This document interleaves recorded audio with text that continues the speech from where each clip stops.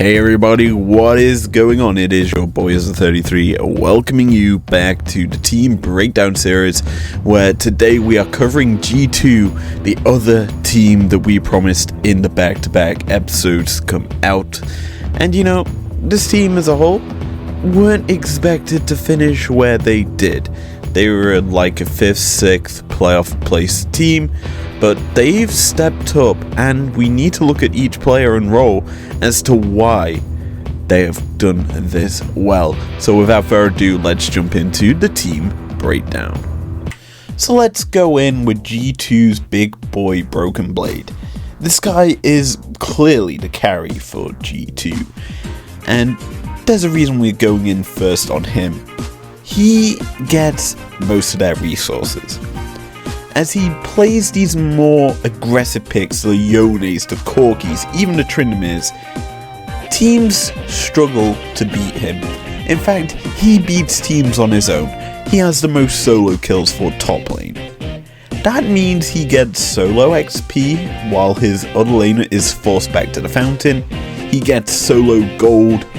He even gets pressure in lane and gets the waves pushing.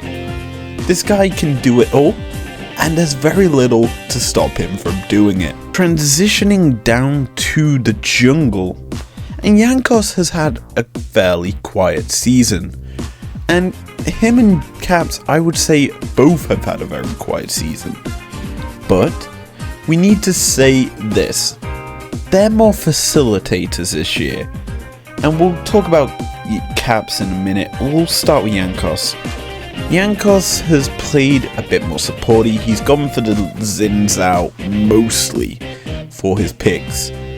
But you'd have to realize this: his job is to protect the side lane that isn't in advantage. So what that means is he goes for the side that's basically got Caps on. Because Broken Blade normally has an advantage, and he may gank for him occasionally to get the leads, but he plays to more Caps, as Caps is an even bigger facilitator for G2. Playing the Rises, playing the TFs, and even the Corkis, he can poke and prod and then set up for Broken Blade kills.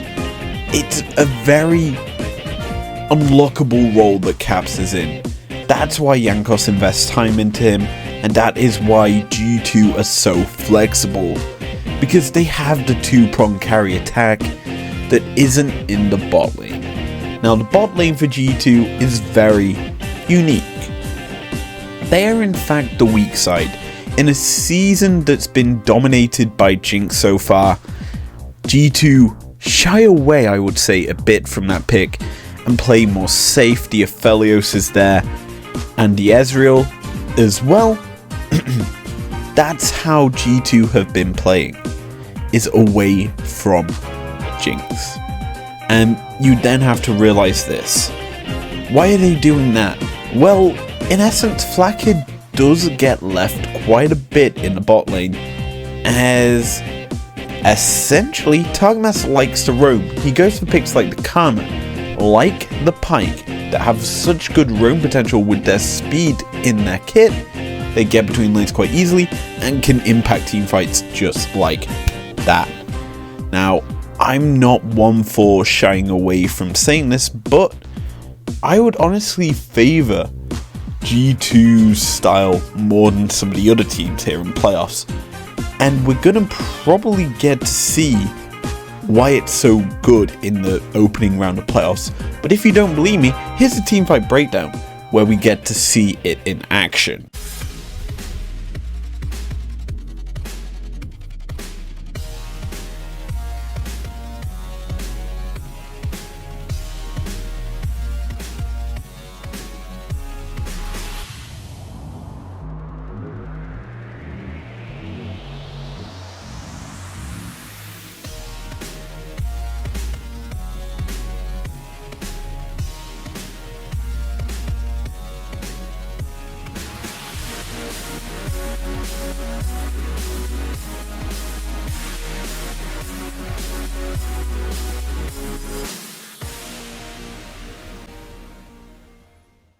big reason why I show the drafts before a game, and that is because it's to preface what the picks G2 go towards.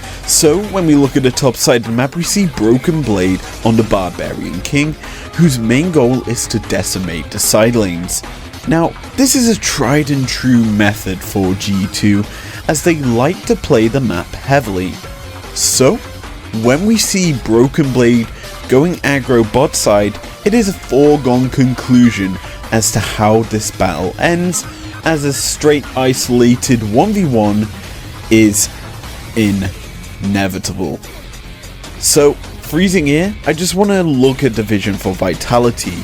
There is nothing on the bottom half of the map, and they don't actually know where the Trent Indemir is, though it is safe to assume that he is on the spot side due to the fact that G2 are showing members in mid and the top side of the map.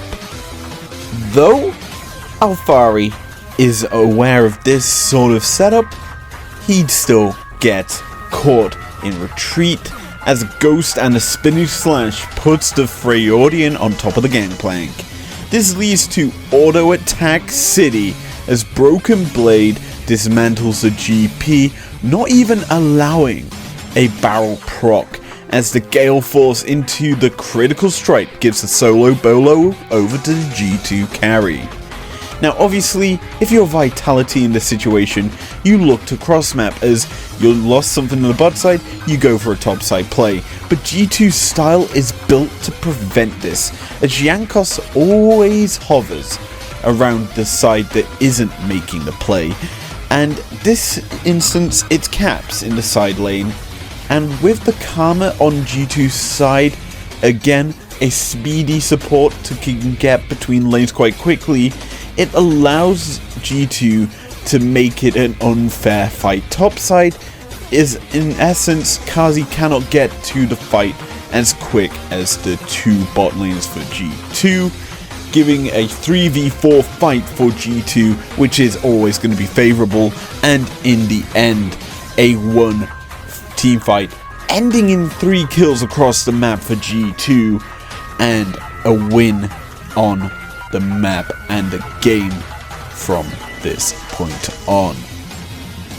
This has been my breakdown of G2's team style and their sort of strengths. If you enjoyed this episode, leave a like down below, subscribe if you're new into it if you want to. I'll see you guys next time, where we will be looking at Vitality, the team we've just seen lose. Peace out.